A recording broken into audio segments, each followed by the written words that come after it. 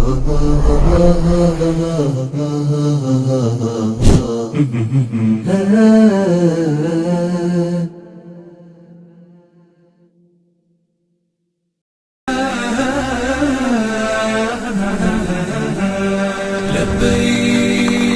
ضج الحجيج لربهم تهليلا، وتوجهوا بقلوبهم تبتيلا.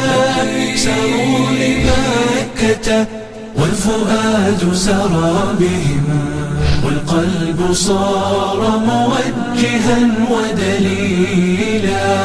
تركوا ملاذات الحياة وأقبلوا. بسم الله الرحمن الرحيم. الحمد لله رب العالمين، وأصلي وأسلم على الهادي المبعوث رحمة للعالمين نبينا محمد وعلى آله وصحبه أجمعين. بقلوب ملأتها المحبة وأفئدة تنبض بالمودة، أرحب بكم في خامس حلقات برنامجكم، برنامج مسابقات العشر من ذي الحجة. بداية وقبل كل شيء أرحب بمن يصحبني في تقديم هذا البرنامج، أخي وزميلي عبد الرحمن. حياك الله عبد الرحمن. أهلا وسهلا بك أنس، وأرحب أيضا بالسادة المشاهدين في كل مكان. حياكم الله معنا من جديد في حلقة جديدة من حلقات برنامجكم مسابقات العشر من ذي الحجة. نذكر أننا سنتكلم عن شاعر من شعراء الإسلام، ونذكر مناقبه وفضائله وأشعاره، وستتعرفون على هذا الشاعر من خلال هذه الحلقة. ونذكر أيضا بطريقة سير الجوائز. عندنا جائزتين، جائزة وقدرها $100 للمشاركات عبر الفيسبوك، وجائزة وقدرها $150 للمشاركات عبر الاتصالات. نعم. طيب أخي عبد الرحمن، دعنا ندخل في صلب الموضوع ونذكر بعض من مناقب شاعرنا لهذا اليوم. طيب أخي عبد الرحمن، شاعرنا لهذا اليوم كان من المعمرين، وهو بالمناسبة شاعر مخضرم، عاش الجاهلية وأدرك الإسلام، وقدم مع النبي صلى الله عليه وسلم مع قومه، وهو سيد قوم، فأسلم وشهد فتح فارس، وحارب مع علي بن أبي طالب رضي الله عنه، وهو شيخ كبير. جميل. نعم. أيضا سمي بما سمي به لأنه أقام 30 سنة لا يقول الشعر. بدأ شعره بعد سن 30. جميل.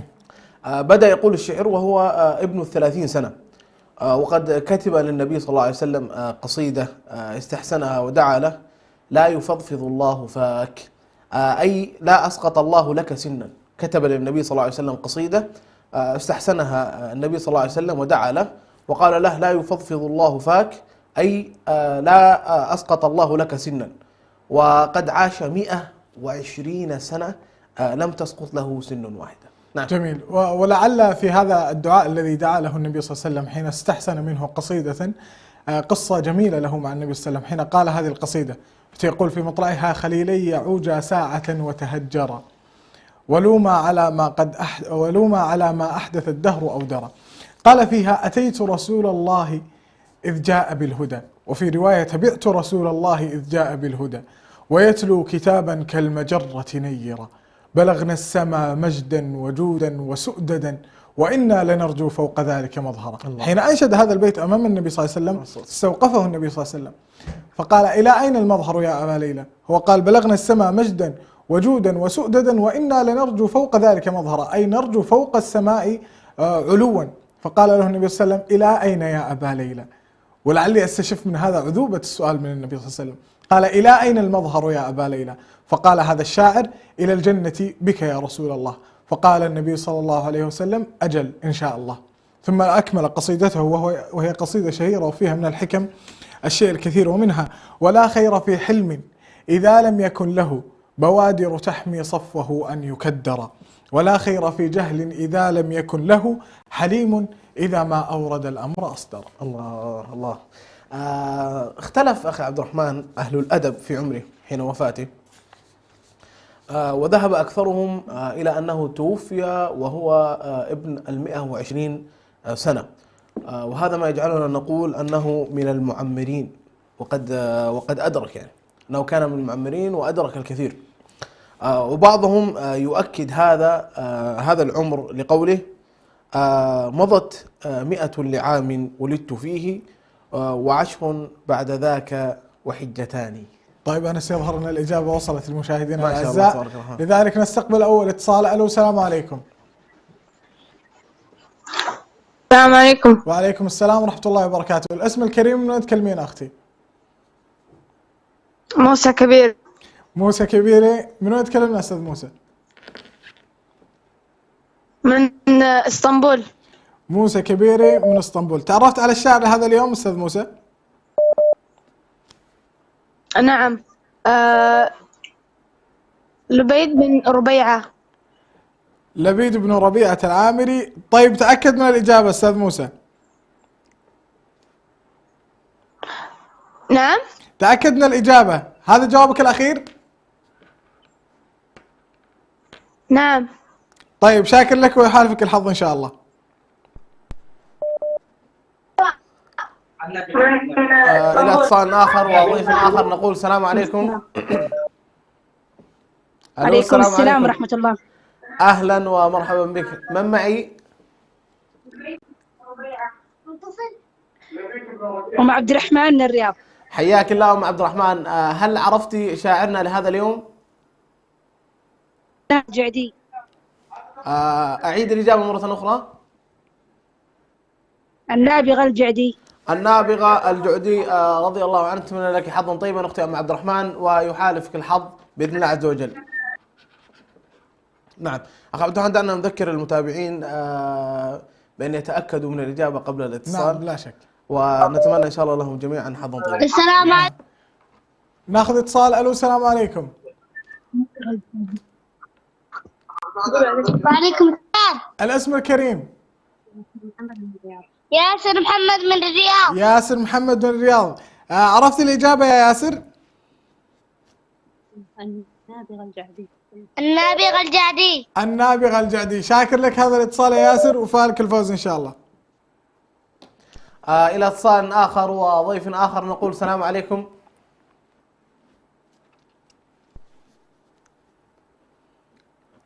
ألو، السلام عليكم.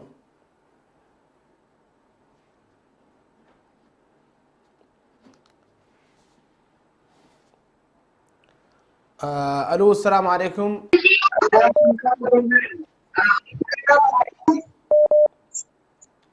ألو، السلام عليكم. وعليكم السلام ورحمة الله. حياك الله. من معي؟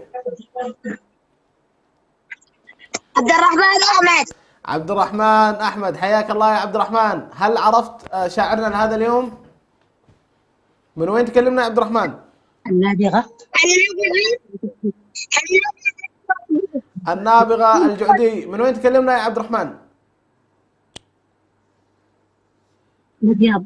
من الرياض. حياك الله يا عبد الرحمن وحيا الله أهل الرياض جميعا. نتمنى لك حظا طيبا عبد الرحمن ويحالفك الحظ معنا بإذن الله. ونستقبل اتصال آخر. ألو، السلام عليكم. ألو، السلام عليكم. السلام عليكم. وعليكم السلام ورحمة الله. الاسم الكريم أخوي الفاضل. أحمد الأيوبي من اسطنبول. أحمد الأيوبي من اسطنبول. تعرفت على الشاعر هذا اليوم أستاذ أحمد؟ نعم. نعم. من هو؟ النابغة الجعدي. النابغة الجعدي. شاكر لك هذا الاتصال ويحالفك الحظ إن شاء الله. إلى اتصال آخر نقول السلام عليكم. السلام عليكم ورحمة الله وبركاته. حياك الله أخي الفاضل. من معي ومن وين تكلمني؟ خالد عثمان من الرياض. خالد من؟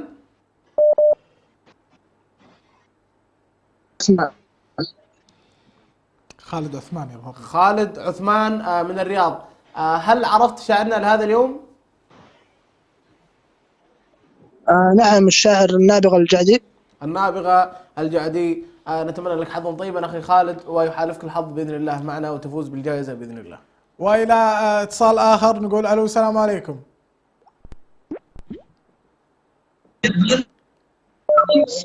ألو، السلام عليكم.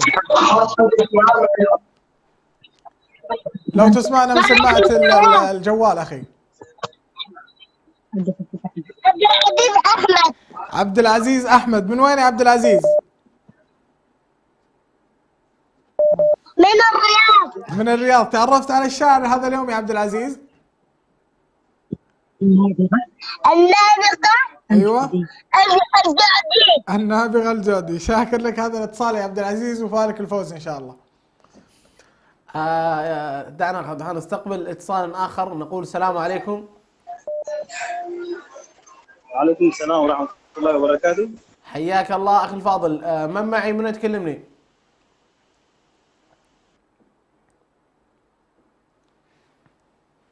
ألو، السلام عليكم.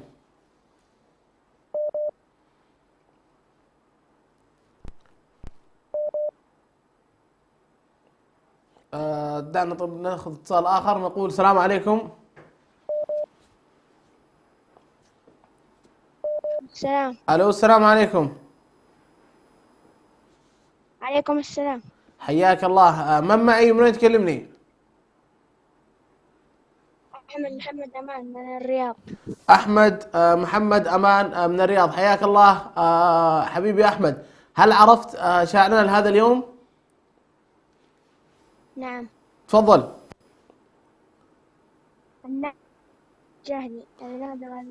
النابغة الجعدي. نتمنى لك طيبا، نتمنى لك حظا طيبا أخي أحمد، وحالف الحظ بإذن الله. وإلى اتصال آخر نقول ألو، السلام عليكم. السلام عليكم ورحمة الله وبركاته. حياك الله أخي الفاضل، اسم الكريم؟ محمد سعيد من السويد. عبد الله محمد سعيد من السويد. تعرفت على الشاعر لهذا اليوم أستاذ عبد الله؟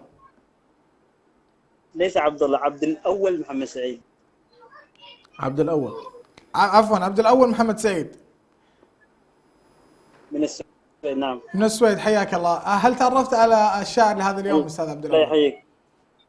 نعم، وهو أبو ليلى النابغة الجعدي.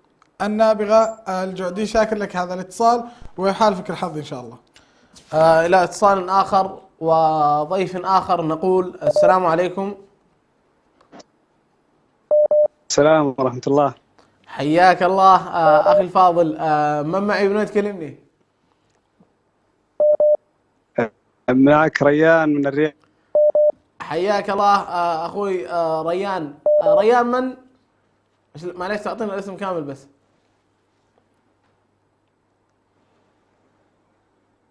عفوا، لو تعطينا الاسم كامل بس أخوي ريان.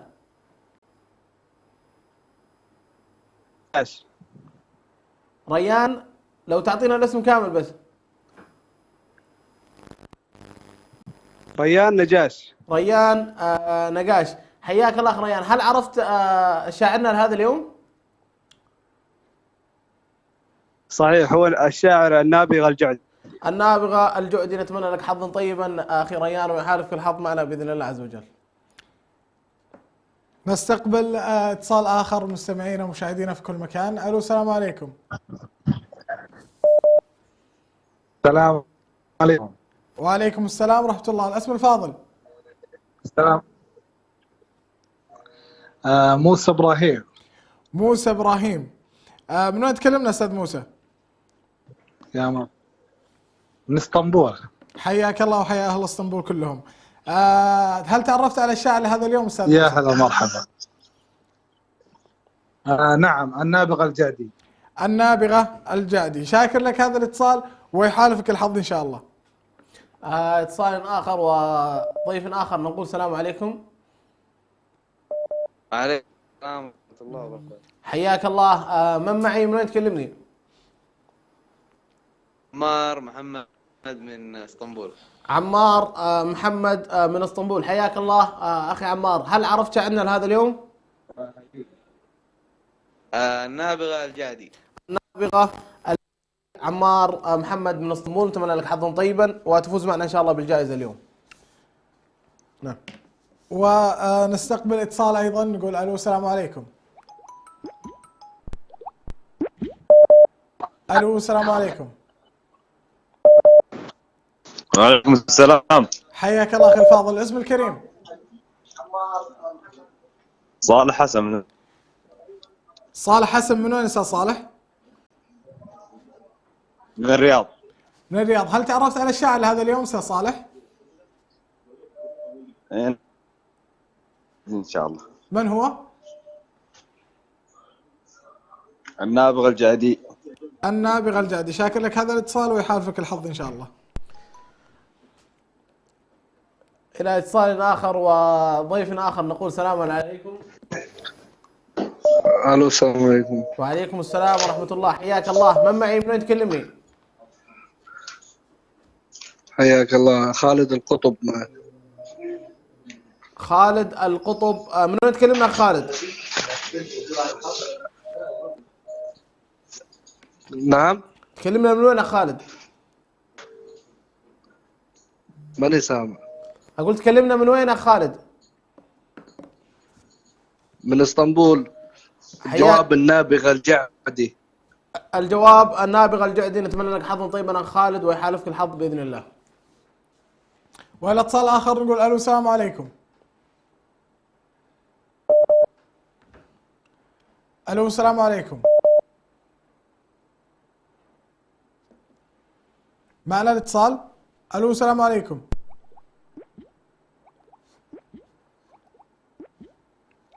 لعلنا فقدنا الاتصال. أخ أنس موجود. ألو السلام عليكم.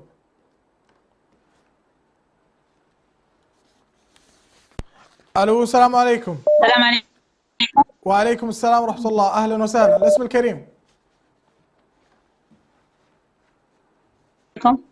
وعليكم السلام. الاسم الكريم. فوزية سعيد من الرياض. فوزية سعيد من الرياض. هل تعرفتي على الشاعر لهذا اليوم أستاذة فوزية؟ النابغة. النابغة الجعدي. النابغة الجعدي. شاكر لك هذا الاتصال ويحالفك الحظ إن شاء الله. إلى اتصال آخر وضيف آخر. ألو السلام عليكم.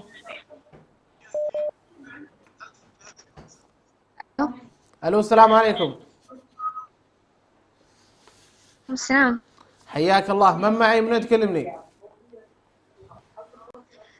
حنان محمد من الرياض. حنان محمد من الرياض. حياك الله أختي حنان. هل عرفتي الشاعر لهذا اليوم؟ أيوة النابغة الجعدي. النابغة الجعدي. نتمنى لك حظا طيبا أختي حنان ويحالفك الحظ بإذن الله. طيب مشاهدينا المستمعين الأفاضل في كل مكان، ابقوا معنا لا تذهبوا بعيدا. فاصل قصير ونعود إليكم، ابقوا معنا. الفؤاد سرى بهم والقلب صار موجها ودليلا، تركوا ملاذات الحياة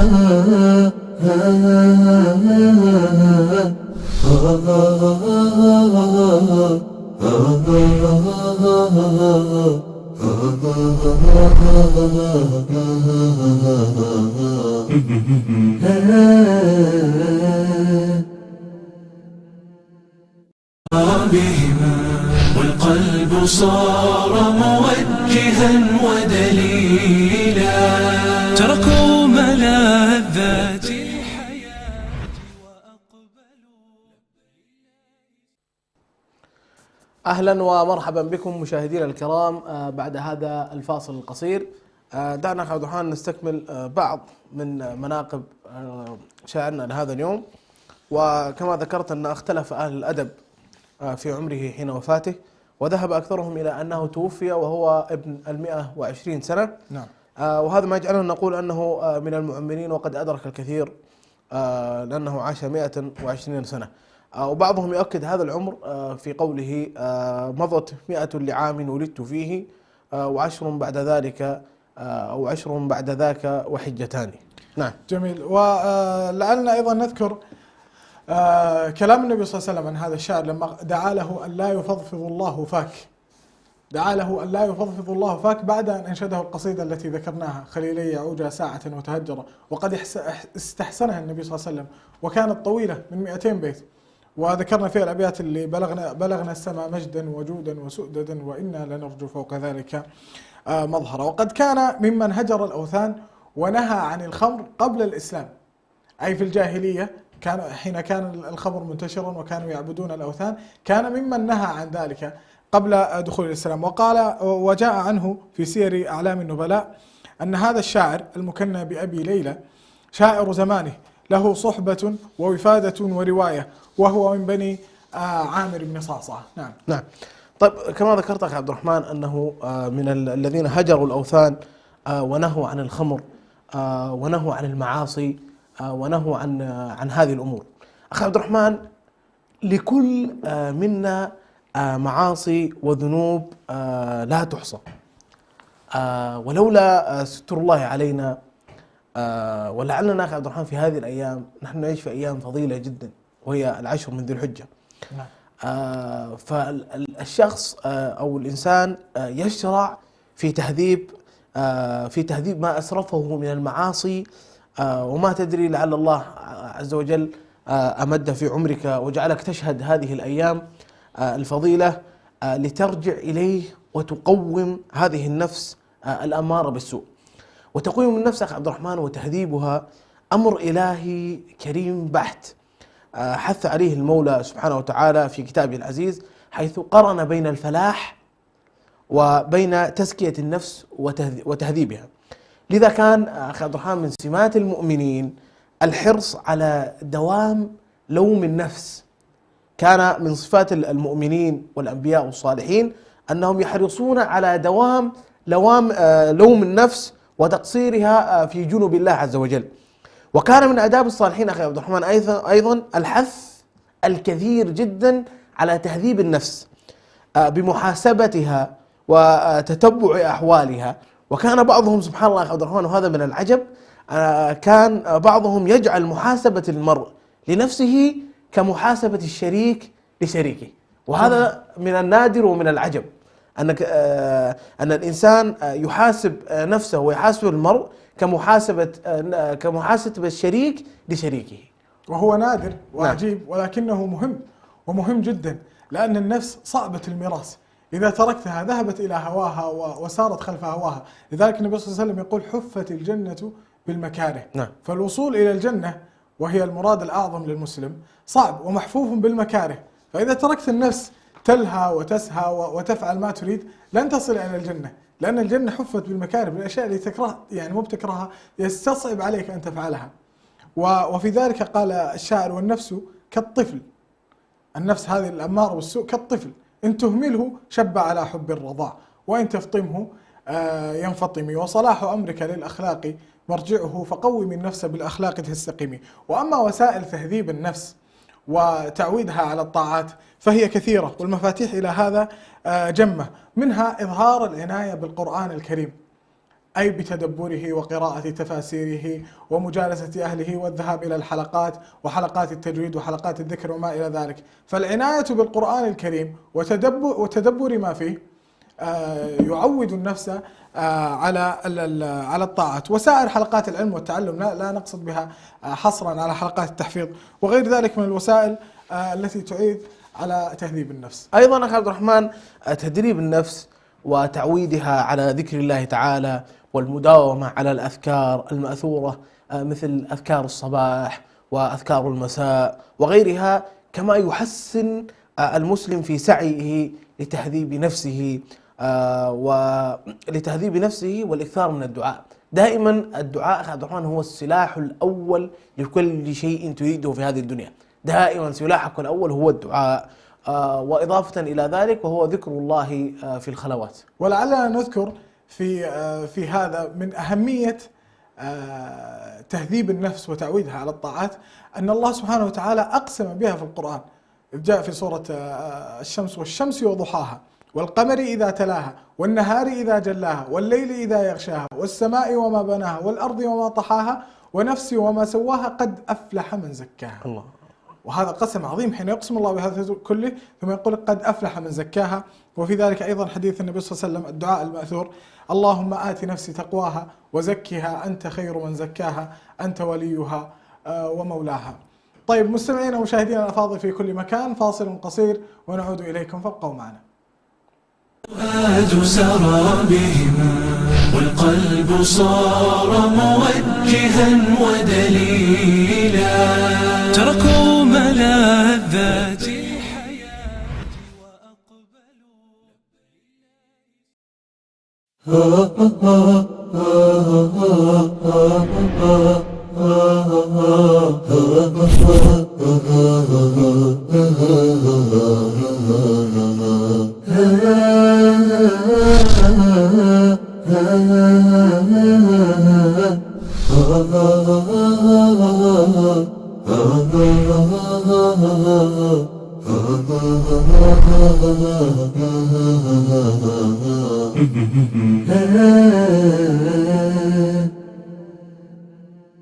مشاهدونا الأعزاء في كل مكان، السلام عليكم ورحمة الله. يقول الله سبحانه وتعالى في كتابه العزيز: لسان الذي يلحدون إليه أعجمي وهذا لسان عربي مبين.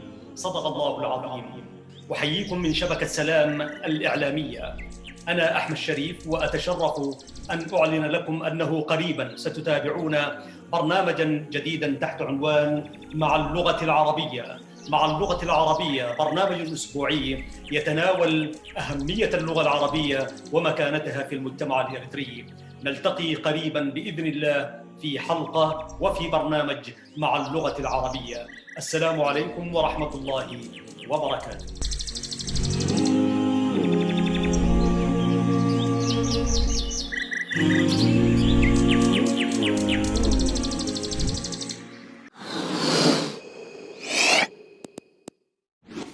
بسم الله الرحمن الرحيم. السلام عليكم ورحمة الله وبركاته. من رحمة الله بعباده أن جعل للطاعات أياما ومواسم معلومات، ومن هذه المواسم 10 ذي الحجة، فيستحب فيها الإكثار من الطاعات والنوافل كالحج والعمرة والصيام والمحافظة على الصلاة والصدقة وكثرة التكبير والتحميد والتهليل وقراءة القرآن وتعلمه وغيرها من أعمال الخير. عن ابن عباس رضي الله عنهما قال: قال رسول الله صلى الله عليه وسلم: ما من أيام العمل الصالح فيهن أحب إلى الله من هذه الأيام 10. فقالوا: يا رسول الله، ولا الجهاد في سبيل الله؟ قال: ولا الجهاد في سبيل الله إلا رجل خرج بنفسه وماله فلم يرجع من ذلك بشيء. ومن أهم هذه الأيام يوم عرفة. ومن فضل هذا اليوم على سائر الأيام أنه اليوم الذي أخذ الله فيه الميثاق على بني آدم، واليوم الذي أكمل الله فيه الدين وأتم فيه النعمة على النبي صلى الله عليه وسلم وأمته، وهو يوم مغفرة الذنوب والعتق من النيران، وهو يوم عيد لأهل الموقف بعرفة. شرع النبي صلى الله عليه وسلم صيامه لغير الحاج، فقال: صيام يوم عرفة أحتسب على الله أن يكفر السنة التي قبله والسنة التي بعده. قال النبي صلى الله عليه وسلم: خير الدعاء دعاء يوم عرفة، وخير ما قلت أنا والنبيون من قبلي لا إله إلا الله وحده لا شريك له، له الملك وله الحمد وهو على كل شيء قدير.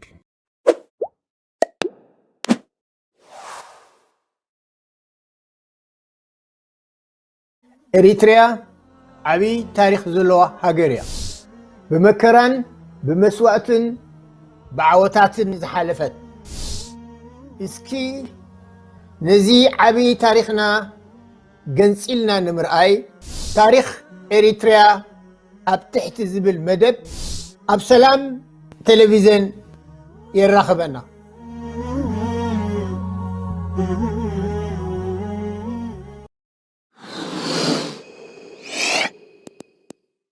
بسم الله الرحمن الرحيم. السلام عليكم ورحمة الله وبركاته. كابتن الرحي الله نبارته سناي تقبار زقبرولو فلوت معلتن اوانن بمقباري أبز اوان زي عسرت معلتتات ناي ورحي ذو الحجائين أبعتن تأزاز الله مفتسامن سناتات مبزحن يفتو كم حجي عمران صوم صلاة مسجادن صدقة مصوات مهابن تكبير تحميد تهليل كتب الزحي فتو كم اون قرآن مقرأن ممهارن كالق صبق سراحن مسرحن ابن عباس رضي الله عنه نبي صلى الله عليه وسلم كم زي إلوم يبل كاب كالق معلتتات نب الله استفتوا إذن نايزو الحجة عسرت معلتتات كوينن كاب ان العلي زي سرح لن معلتتات يلن كم زد ما إلوم حتيتم ولا جهاد في سبيل الله ولا جهاد في سبيل الله بزيك حدثب لجهاد بنفسن نبرتون كيدو فتسمو زيت ملسه ترميزي زما حلالفو اتا قندي معلتي دماني عرفة معلتيا زا معلتي عرفة كاب كالوت معلتتات اتبل تصلو مخنيات الله كاب قدام قال كيدان زوسدلو معلتيو اذا معلت زي ناي الله هيمانوت زملألو معلتين تصقؤو ننبينا نهزبون زتمملون ايو اذا معلت زي ناي حاتيات محرت كاب جهنم مدحانن اب عرفة نزلو معلتي عيديو نبينا صلى الله عليه وسلم نتي اب حاج زي اللسب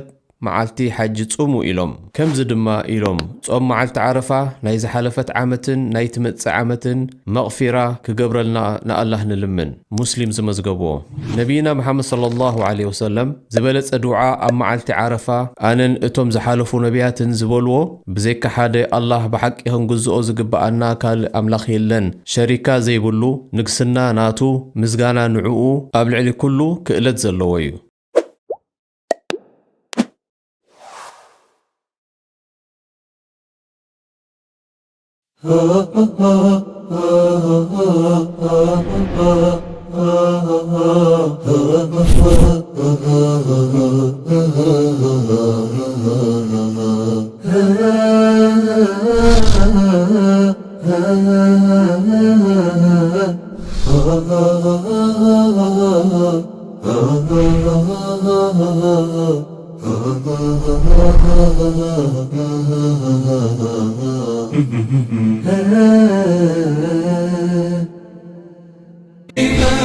مكة والفؤاد سرى بهم والقلب صار موجها ودليلا تركوا ملاذات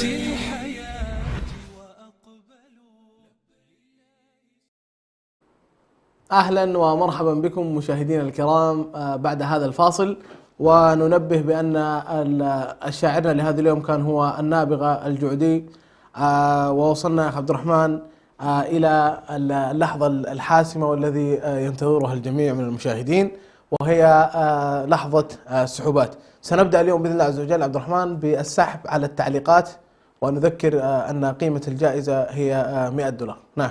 طيب الله يعطيك العافية، وصلنا إلى مرحلة الحسم. نعم. السحب.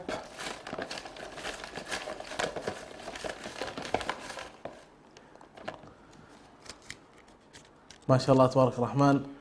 أما الفائزة معنا لهذا اليوم هي سمية إبراهيم. الفائزة هي سمية إبراهيم. لعل نبارك للأخت سمية إبراهيم فوزها بالجائزة في التعليقات، وقيمتها $100.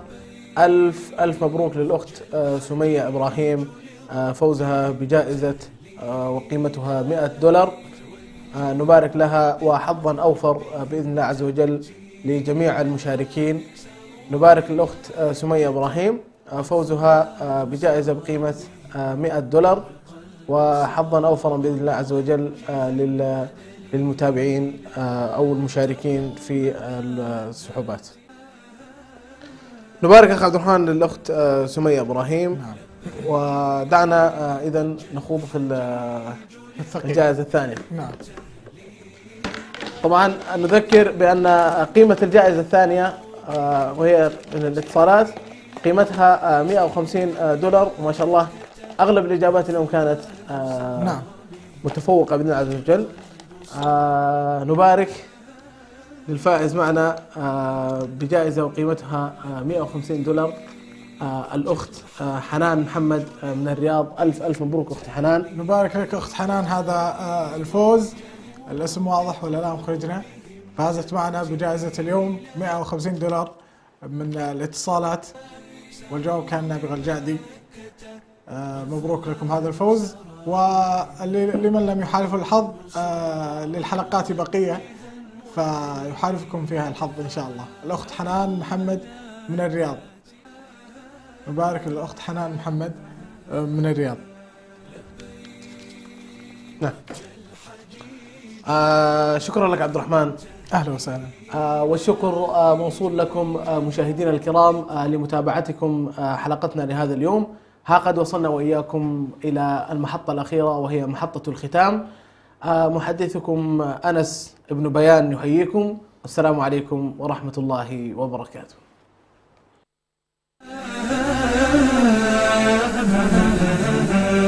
لبيك ضج الحجيج لربهم تهليلا، وتوجهوا بقلوبهم تبتيلا، ساروا لمكة والفؤاد سرى بهم، والقلب صار موجها ودليلا، تركوا ملاذات الحياة